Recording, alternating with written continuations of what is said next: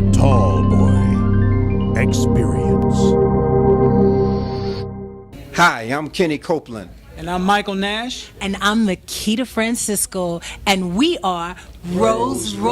And if you want the experience, Tall Boy is going to give it to you. If you want the exclusive, you want the Tall Boy, because he's going to bring you the exclusive. Where's the record?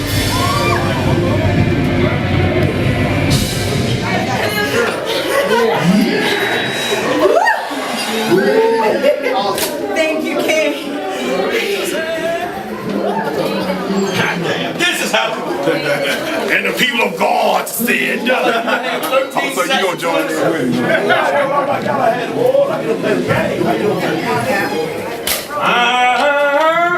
Tall boy.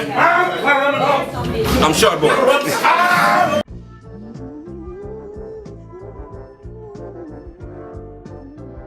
Right. Well, we started in high school, well, junior high school actually, and three of us grew up on the same street, and we decided to start a band, form a band, and we just started, picking members. We didn't know it would be a very large band. We started out with 9 or 10 people, but we didn't care.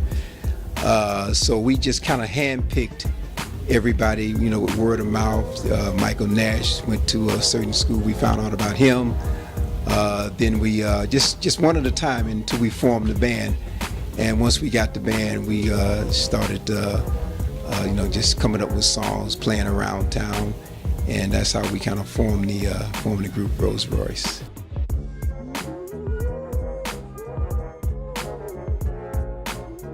One of the first performances as professionals, we opened the show for the Isley Brothers when Car Wash first came out, and that was, we were kind of like thrown out there. We had to set up our own equipment, and there's 18,000 people watching us set up our equipment, and then we came out and played, got a standing ovation, and then 18,000 people watched us come back out and break our equipment down. So, so that was like the first gig. It was cool.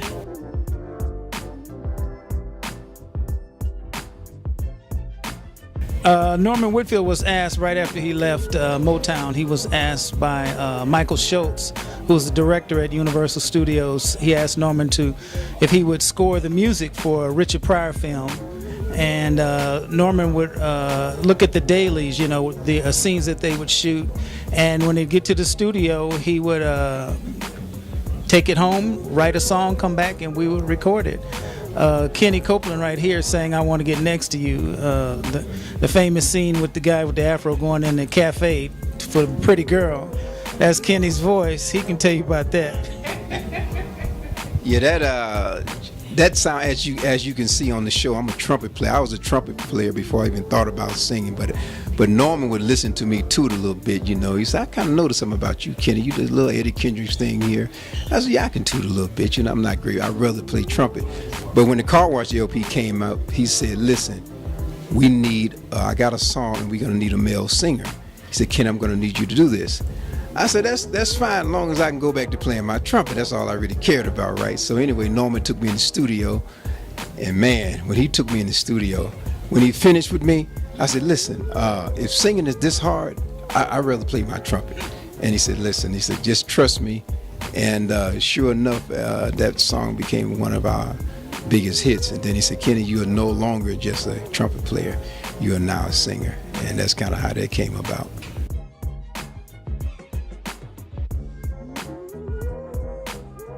Oh man, I wish we would have found a long time ago, to be honest. But I've always heard Makita would come around to some of the shows that we did. She sung with Tina Marie as a background singer. Plus, she also had her own shows that she was doing. But when I first met her, she had a little CD or something out. And every time I would see Makita, I kept focusing. I said, "Man," I said, "this girl is amazing." I said, "Sooner or later, we need somebody like this." So we just kept running into each other and running into each other. And finally, the opportunity came up where we were looking for a singer. And it was actually 3 singers. I went to this wedding, and there was 3 singers there. And we kind of skipped around Makita because we thought she had other obligations. So we say we're looking for a singer, and Makia said, hey, listen, you guys looking for a singer? I would like to audition. I said, you? We thought you wasn't available. Man, so anyway, when I found out she was available, maybe it was rude, but I didn't even want to hear the other two singers. I had my mind made up. This is the one. So we immediately took her into rehearsal, and it was just like a perfect marriage. What you see, the pretty smile, the personality, plus we got the same birthday month, so I know that was cool. Yeah. And she's amazing. And the funny part about it, when she sings those songs, it's, you know, it's like she made them. And that was so amazing.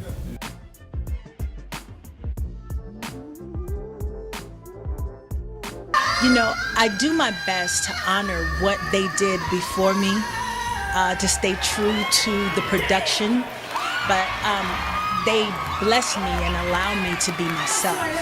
But I always will honor the production that they did along with Norman. That means everything to me, to honor the sensitivity, the beauty in the delivery, the expression, and to give that to the people, because one thing's for sure, our people come looking to hear what they felt when they heard that record, and then they expect you to take it to the next level when you're live. So that's what I do my best to do, and honor and respect my big brothers whom I love so much. I love these guys.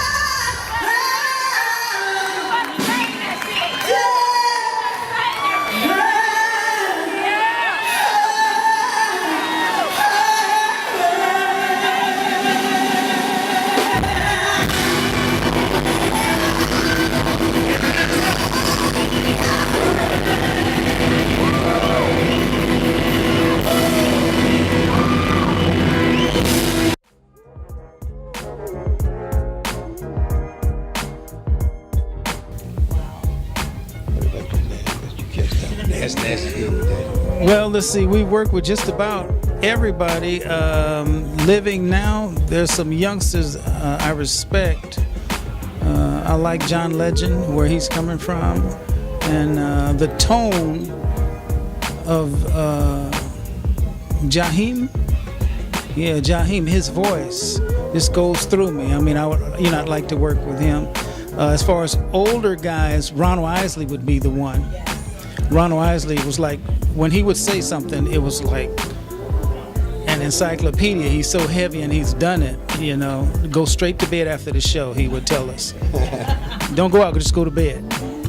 I would like to add, and I'm from the old school, as you know, I've always been partial to Mr. Teddy Riley, man. Yeah. Teddy Riley is my guy. And the funny part about it, I have never met him. I think we got a show coming up sometime next month with him for the first time. But I always admired the guy, you know, especially the stuff he did on Michael Jackson.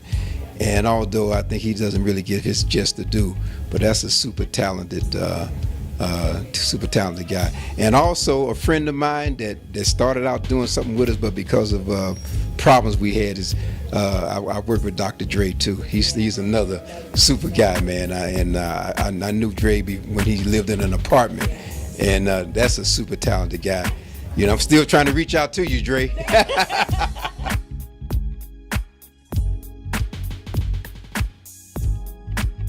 I would say watch the pitfalls. If it's front loaded, chances are once you have one hit, you won't be heard from.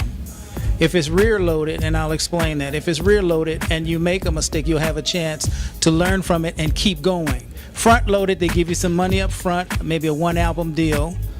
You go out, if you hit, you don't have a contract. If the album bombs, you don't have a contract. But if it's rear loaded and you have a 3 album deal, maybe a little money up front, maybe no money up front.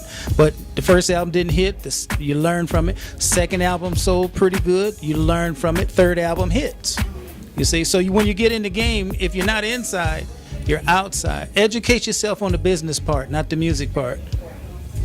Also, I would like to add to all the young brothers and sisters is that I was told, because I'm going to be very honest, I think some of the younger generation have kind of disrespected some of the old school people, judging about how much money you got in your pocket, so to speak.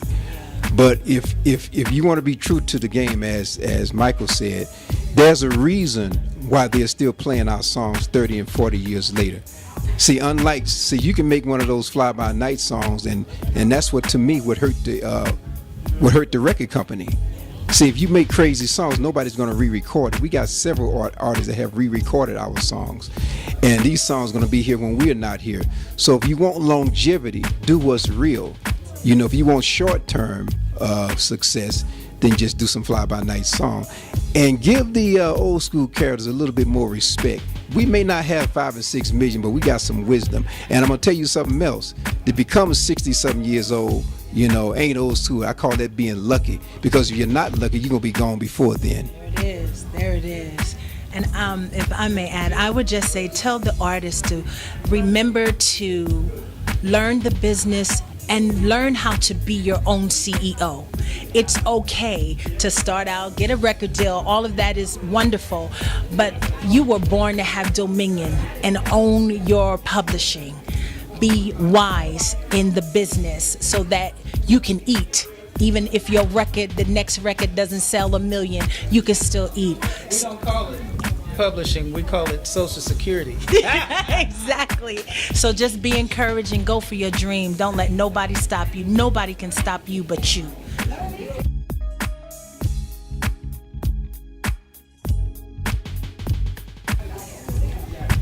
What I'm saying to my fans is that, first of all, expect something new from Royce soon. Keep coming to all the shows and be supportive of all the old school groups. You know what I mean? Because we've been around a long time, and like I said earlier, respect what was done before you. You know what I mean? So when you get older, you're not going to always be 20-something years old. They say what goes up must come down, but that's not true. Once you become 40, 50, you're not never going back to 2022 again. That's just the bottom line. So something, it does not go back down at all. So keep all that in mind if you want to be around for a long time. And I think that we are living examples. And we love you. Thank you for your support for all these years. Mwah. If you're in love, write about it. Think big, think tall, think tall boy. Tall boy.